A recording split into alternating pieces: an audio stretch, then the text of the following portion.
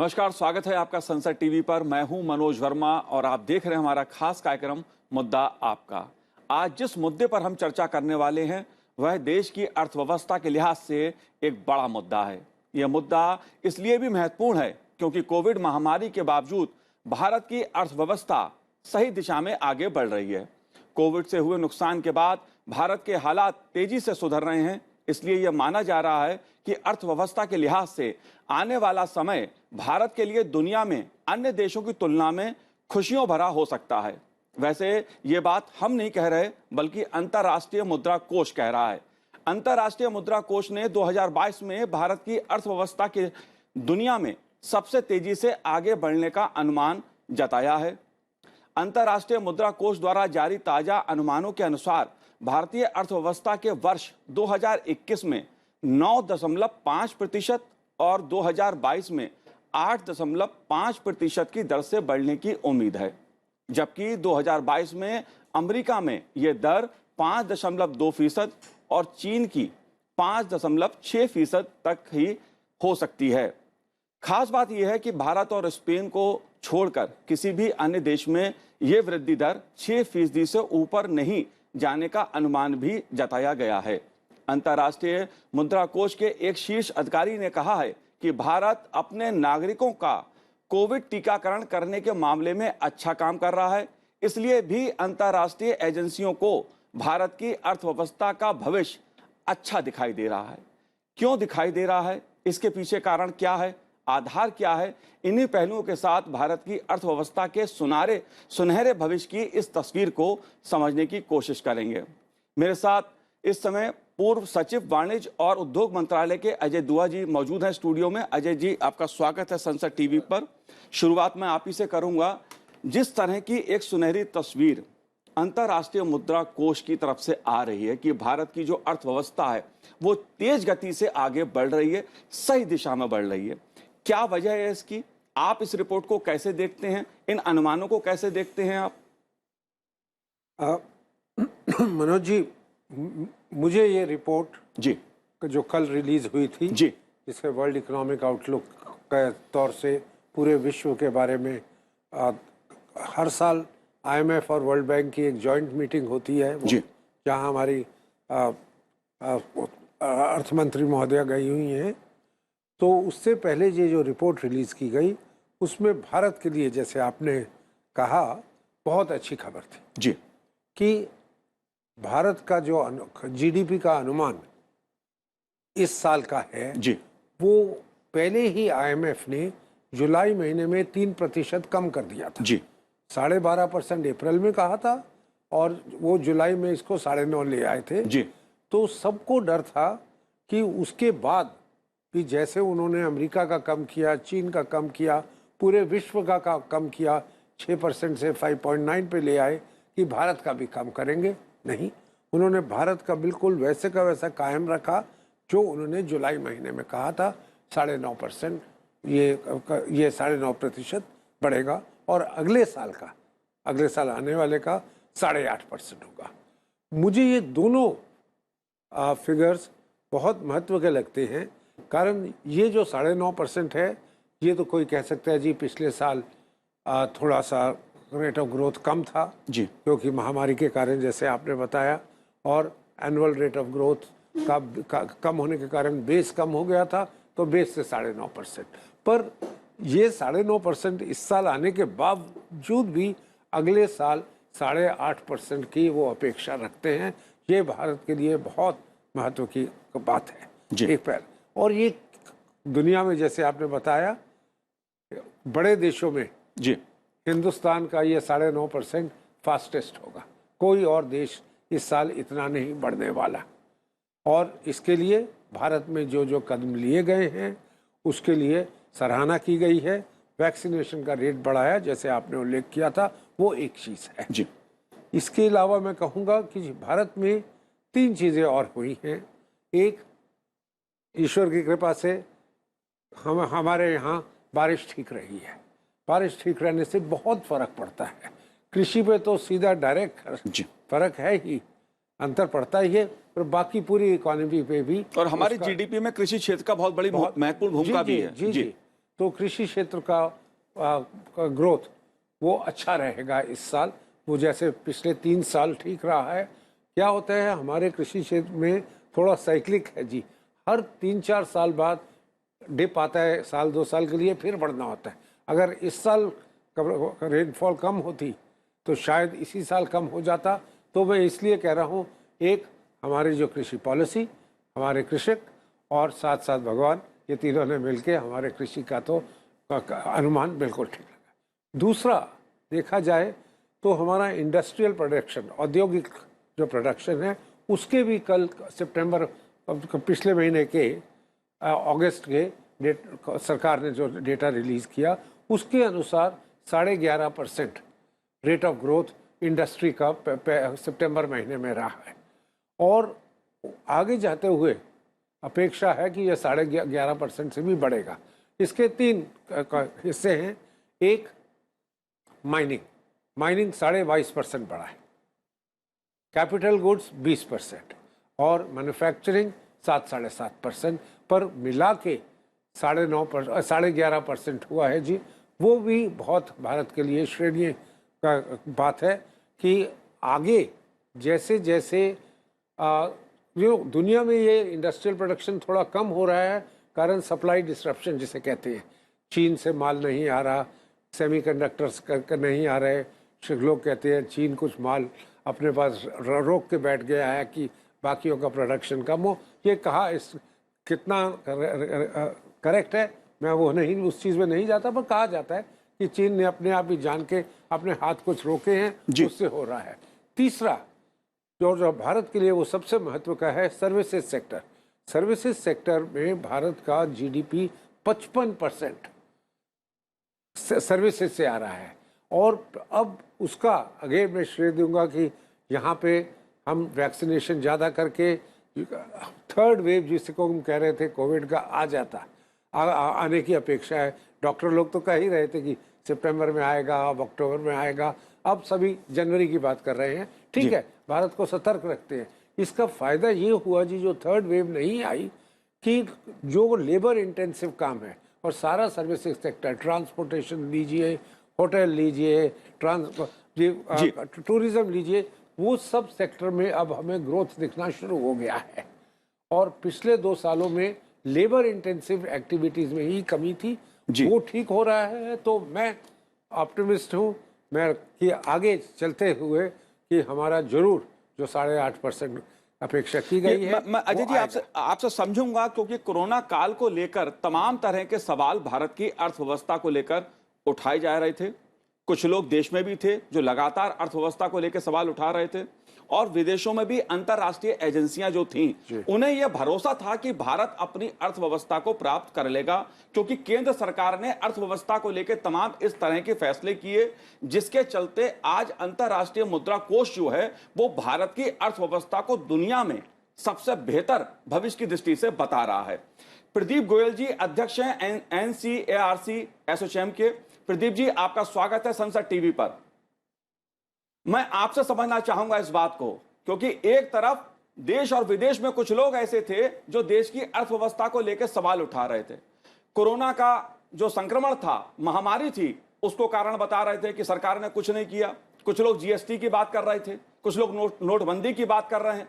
लेकिन अब हम जो परिणाम देख रहे हैं, दुनिया भर की एजेंसियां कह रही हैं भारत की जो अर्थव्यवस्था है वो सही दिशा में जा रही है। अंतर्राष्ट्रीय मुद्रा कोष की इस रिपोर्ट को, इस अनुमान को आप कैसे देखते हैं?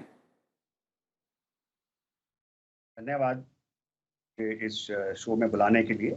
जी, इस प्रकार से इंटरनेशनल मॉनेटरी फंड ने भारत की प्रगति पर कमेंट किया है अबाउट द ग्रोथ बीइंग, मैं थोड़ा सा कुछ इंग्लिश हिंदी थोड़ा सा मिक्स बोलूंगा, I hope you don't mind. बिल्कुल बिल्कुल। तो इंडिया की ग्रोथ जो 21 में 9.5% बोली और 22 में 8.5% बोली, तो इसका सीधा सीधा इस बात का इंडिकेटर है कि हमारी सरकार ने ऐसी विपदा में किस प्रकार से देश को संभाला। बाकी पूरे विश्व की सरकार अपने देश को उस प्रकार से नहीं संभाल पाई। हमारी सरकार ने, आप देखिए, लास्ट ईयर कितनी इकोनॉमिक वेलफेयर स्कीम्स निकाली विपदा से निपटने के लिए। 3 लाख करोड़ से ऊपर का प्रावधान किया अलग अलग तरीकों से। इस साल बजट में भी प्रावधान किया, तो ये सारा श्रेय हमारी सरकार को जाता है, हमारी सरकार की नीतियों को जाता है। अब आप देखिए कि जो हमारी सरकार बोलती है, जो हमें देश में दिख रहा है, अब इंटरनेशनल भी चर्चा हो रही है इन बातों की। इंटरनेशनल मॉनेटरी फ्रंट एक छोटी बात नहीं है, ये पूरे विश्व के हर एक देश का आकलन करते हैं on basis of various facts, which are inflation, which are the financial policies, foreign trade, production, indicators. There's so many factors. जिसकी एक elaborate study होती है साहब, ये ऐसे एक रातों रात लेने वाला आंकड़ा नहीं है जी। ये over a period of time बनाया गया आंकड़ा है। हमारे देश में भी अगर आप देखें, हमारा जो स्टैटिस्टिकल विभाग है, उसकी खुद की रिपोर्ट है जो अगस्त 21 की बोलती है that the real GDP growth for first quarter of the financial year 21-22 is 20.1%। अब देखिए पहले क्वार्टर में 20.1% है, जबकि ये वर्स्ट पीरियड था कोविड का, उसके बावजूद भी हमारी ग्रोथ रेट कितनी मेंटेन्ड है। हमारी रिकवरी और डिमांड इंडिकेटर्स कौन से होते हैं, जैसा अभी दुआ सर बोल रहे थे कि major indicators are mining, steel, power, capital goods, manufacturing. For sure ये इंडिकेटर्स हैं जो कि ब्रॉड पैरामीटर्स पे हम देखते हैं, मगर और हम सेकंड लेयर ऑफ पैरामीटर्स पे जाएं तो रेलवे फ्रेट ट्रैफिक कितना बढ़ा, हमारा कार्गो पोर्ट्स पे कितना बढ़ा, which is a indicator of import and export, हमारी इलेक्ट्रिसिटी डिमांड कितनी बढ़ी, जीएसटी कलेक्शन कितनी बढ़ी। एक्चुअली हमारी गवर्नमेंट ने पिछले 2 साल में केपेक्स भी बहुत बढ़ाया, which is called capital expenditure by the government in infrastructure. That simply means हमारी देश की उन्नति के लिए सरकार कितना पैसा खर्च रही है। सरकार का पैसा स्पेंडिंग कहाँ जाएगा, ये पैसा तो इकोनॉमी में ही आएगा, चाहे इसको कोई कमोडिटी खरीदे, एम्प्लॉयमेंट खरीदे। So it is about the employment in economic cycle being robust and moving in the right direction towards generating more demand and more supplies. So this is what an economic cycle or a GDP is. हमारी export $30 billion से हर month जा रही है, ऊपर जा रही है, जिसको $400 बिलियन से ऊपर साल का हमारा एक्सपोर्ट हो जाएगा। इन्फ्लेशन हमारा 5.3% है। सो ये सारे के सारा आप देखिए इंडिकेटर्स कलेक्टिवली एक बहुत ही सुचारू रूप से चलने वाली गवर्नमेंट जो कि प्रोएक्टिव है और बहुत अच्छे डिसीजन ले रही है, उसके इंडिकेटर्स हैं हमारी इकोनॉमी की परफॉर्मेंस के लिए। जो अभी दुआ साहब ने बोला various factors and various numbers, these are all true. This is an addition to the figures that I am giving. These are all indicators towards a good economic policy and future of country India which is going to be supreme in the coming times. Thank you ji. आप हमसे जुड़े रहिए प्रदीप जी, मैं आपसे और भी चीज़ों को समझने की कोशिश करूंगा, लेकिन अजय जी मैं आपसे ये जानना चाहता हूं कि अगर सरकार ने 3 बातों पे खास तौर पे जोर दिया कि देश की अर्थव्यवस्था को संभाला जाए, एक तो एफडीआई नीति में जो सुधार, निवेश के लिए बेहतर माहौल और ईज ऑफ डूइंग बिजनेस, ये ऐसे कदम माने जाते हैं सरकार के 3 जिसने देश की अर्थव्यवस्था को संभालने का काम किया है। आपके नजरिए से इन तीनों पहलुओं पर क्या कुछ काम हुआ? तीनों में भारत सरकार ने नियमित तरीके से पिछले कई सालों से काम किया है। ईज ऑफ डूइंग बिजनेस जिसे इंडेक्स में हम बहुत प्रगति कर गए, वो 1 वर्ष में ठीक नहीं होता। कारण सबसे ज़्यादा चीज़ें जो ईज ऑफ डूइंग इंडेक्स में आती हैं वो स्टेट लेवल पे है, स्टेट्स के से काम कराना। कारण इंडस्ट्री वाला जाके ज़मीन चाहिए, बिजली चाहिए, रजिस्ट्रेशन करानी, वो स्टेट के पास, प्रादेशिक सरकारों के पास जाता है। उनसे काम कराना आसान नहीं। भारत सरकार ने लगातार सतत काम करते हुए उनके इंडेक्स, उनके बीच में आपस में कंपटीशन करा के वगैरह किया। फॉरेन एफडीआई जो है वो बिल्कुल भारत सरकार के जुरिस्डिक्शन में है। और अब आप देखेंगे कि हिंदुस्तान की जो प्रोहिबिटेड लिस्ट, मतलब जहाँ पे फॉरेन इन्वेस्टमेंट आ नहीं सकता, बहुत छोटी है जी। 2-3 आइटम्स के अलावा कि जो हेल्थ के आइटम हो, तंबाकू में हो, उसमें नहीं आ सकेगी। वैसी चीज़ें न्यूक्लियर इंडस्ट्री में नहीं आएगी। वो देश की अपनी डिफेंस पॉलिसी वगैरह के लिए डिफेंस सेक्टर में भी खोल दिया गया। तो मेरा ये कहना है कि ये सब चीज़ें का प्रभाव 1 साल में नहीं होता। पिछले 5-7 सालों से सरकार कंटिन्यूअसली काम कर रही थी, उसके रिजल्ट्स आगे आए। पर हमें किसको क्या मालूम, दुनिया में किसको क्या पता था कि महामारी आने वाली है। अब महामारी कब तक टिकेगी उसके ऊपर बहुत चीज़ें का अवलंबित है। कि जल्दी जाए, भगवान से यही अब सब प्रार्थना कर सकते हैं, कारण हमें बहुत आगे जाना है। यूरोप में या अमेरिका में 5% प्रोग्रेस होना जी। बहुत अच्छी चीज़ है उनके लिए, पर हमारे लिए हमें 5 या 6% से हमारी प्रॉब्लम्स नहीं खत्म होती। हमें 8, 9, 10 उस रेंज में रहना है, और उसके लिए हमें जो हम काम करते आ रहे थे वो सब आगे रखना। देखिए अजय जी, एक बात यहाँ सवाल ये उठता है कि जो अंतर्राष्ट्रीय मुद्रा कोष ने जिस तरह का अनुमान भारत के संदर्भ में जताया है, बहुत पॉजिटिव और बहुत उत्साहजनक ये अनुमान है कि 9.5% करीब हमारी 2021 में और 8.5% हमारी 2022 के लिए अनुमान वो लगा रहे हैं, ग्रोथ रेट जो हमारा वो अनुमान लगाया जा रहा है। लेकिन चीन और अमेरिका अर्थव्यवस्था के लिहाज से दुनिया की सर्वश्रेष्ठ अर्थव्यवस्था मानी जाती है, लेकिन ये डाउन दिखाया जा रहा है। ये कि जितना ग्रोथ इनकी होनी चाहिए थी उतनी ग्रोथ नहीं हो रही है। सिंगल विंडो नीति देश ने अपनाई, तमाम तरह के सरकार ने फैसले लिए इस दिशा में। इसे आप कैसे देखते? क्या ये जो अंतर हमें देखने को मिल रहा है कि चीन की अर्थव्यवस्था की बहुत तारीफ होती थी, लेकिन आज भारत की अर्थव्यवस्था को दुनिया मान रही है? बिल्कुल साहब, मैं आपसे इसका तो दो मत तो है ही नहीं कि भारत ने जो काम किया है, भारत की नीतियों का जो आज हम उसका रिजल्ट देख रहे हैं, बहुत प्रशंसनीय है। इंटरनेशनल मॉनेटरी फंड का तो एक ही आपने जिक्र किया, वर्ल्ड बैंक ने पिछले 2 हफ्ते पहले भी बताया कि हिंदुस्तान की रेट ऑफ ग्रोथ 8.5% रहेगी। 8.5 रहे, 9 रहे, ये सबका अनुमान है कि महामारी का कितना असर होगा जी।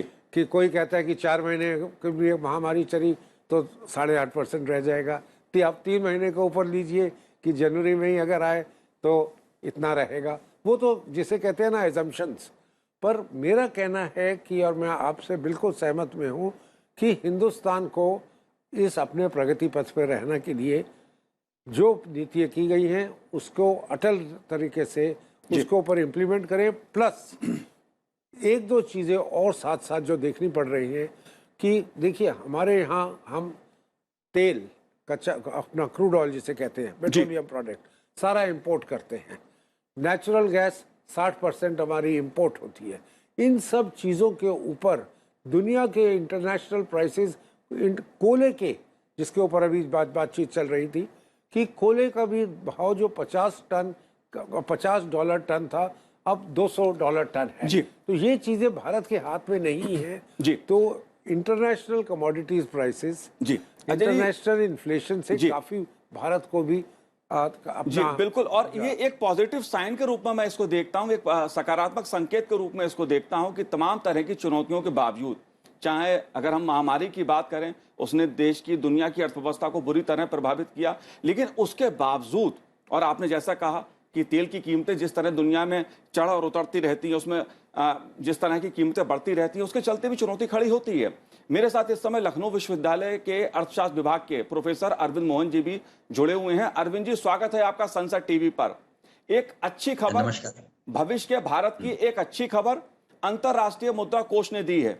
देश की जो ग्रोथ रेट है उसे अमेरिका, चीन से भी बेहतर, दुनिया में सबसे बेहतर बताया है। ऐसा अनुमान लगाया है कि भविष्य में भारत की जो अर्थव्यवस्था है वो इतनी अच्छी रहने वाली है।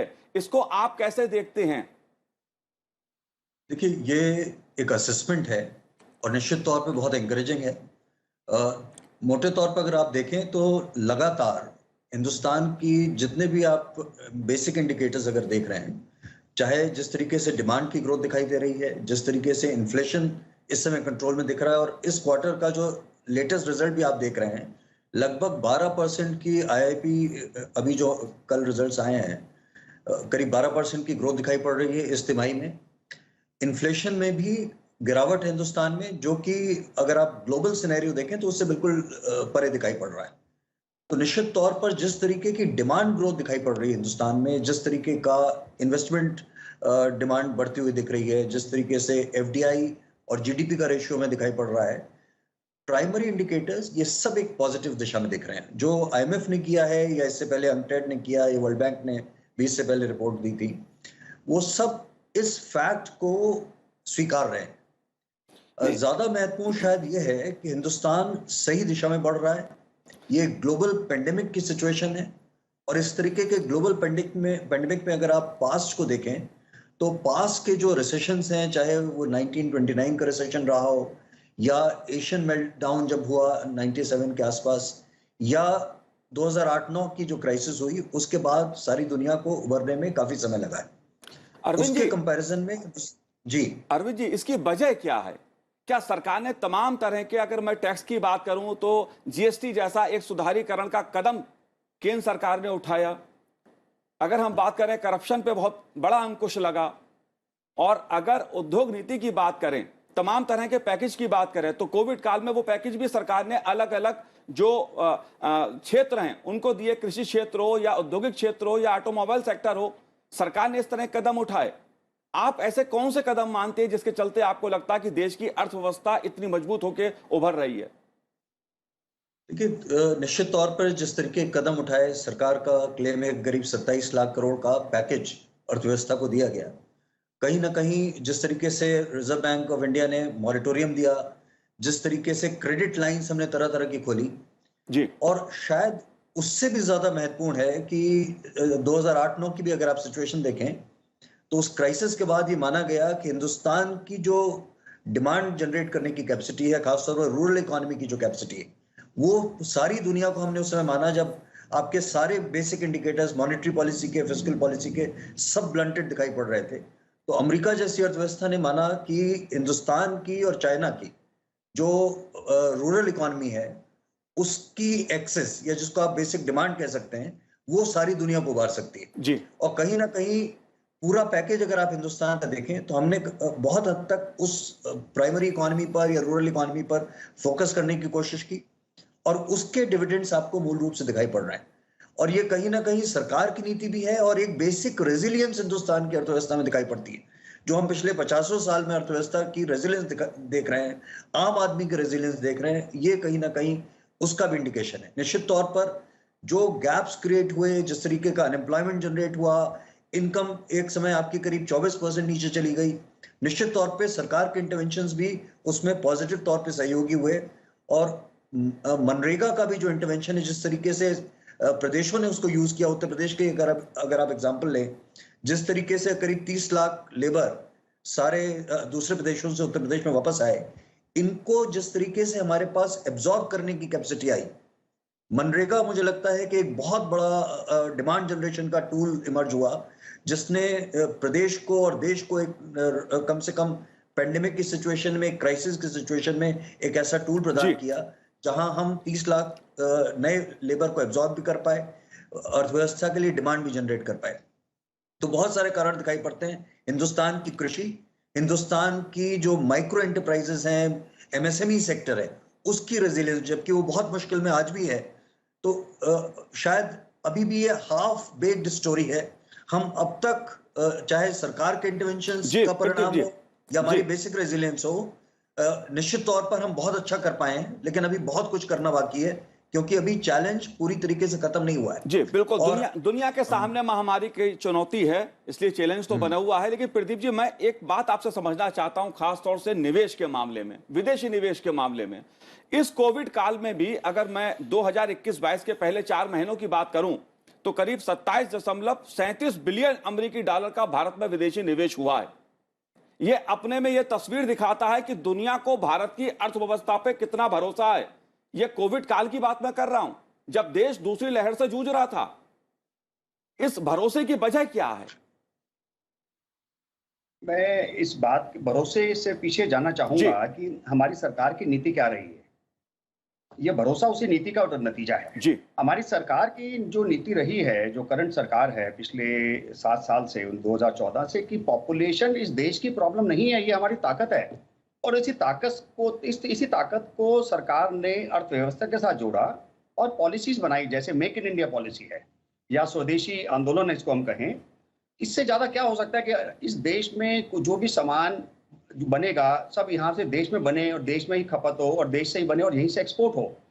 इसी के चलते जो एफडीआई नीति आई, एफडीआई नीति ने इस बात का प्रोत्साहन किया, इस बात को माना कि इतनी बड़ी कंज्यूमर मार्केट है, वर्ल्ड की second largest population consumer market है, तो सरकार की नीतियों को बढ़ावा देते हुए, जो प्रोडक्शन लिंक इंसेंटिव है, पीएलआई पॉलिसीज को बढ़ावा देते हुए देश में ही उत्पादन बढ़े और देश में ही खपत है तो इसी प्रकार से एफडीआई देश के ऊपर में कितना कॉन्फिडेंस है इंटरनेशनल बाजार को, इंटरनेशनल मार्केट्स को एंड इंटरनेशनल इन्वेस्टर्स को, ये पैसा आने से बड़ा आसानी से पता लगता है। हमारा ईज ऑफ डूइंग बिजनेस बड़ा, जैसे हमारे साथी अभी दुआ जी ने भी बोला, हमारे साथी अभी अरविंद जी भी बोल रहे हैं, और एग्रीकल्चर रिफॉर्म्स हैं। So there are so many factor जिससे हमारे ऊपर कॉन्फिडेंस पूरे विश्व का बढ़ा है। इसी कारण से एफडीआई आ रही है और हमारे देश की प्रगति का प्रतीक है ये सब इंडिकेटर्स। जी बिल्कुल प्रदीप जी, बिल्कुल। और इसकी एक बहुत बड़ी वजह ये भी रही है, जो अंतर्राष्ट्रीय मुद्रा कोष भी कह रहा है, उसके अधिकारी भी कह रहे हैं कि भारत ने कोविड काल में अपने नागरिकों को जिस तरह से टीकाकरण उनका किया है, वो अपने में एक उपलब्धि वाला काम रहा है। इसके भी चलते अच्छे परिणाम अर्थव्यवस्था पर देखने को मिल रहे हैं। प्रदीप जी, आपने हमसे बात की, आपका बहुत बहुत धन्यवाद। और अजय जी, आपका भी बहुत बहुत शुक्रिया हमसे बात करने के लिए। साथ ही अरविंद जी, आपका भी बहुत बहुत धन्यवाद हमसे बात करने के लिए। तो आज हमारे इस कार्यक्रम में इतना ही। मुझे दीजिए आज्ञा। नमस्कार।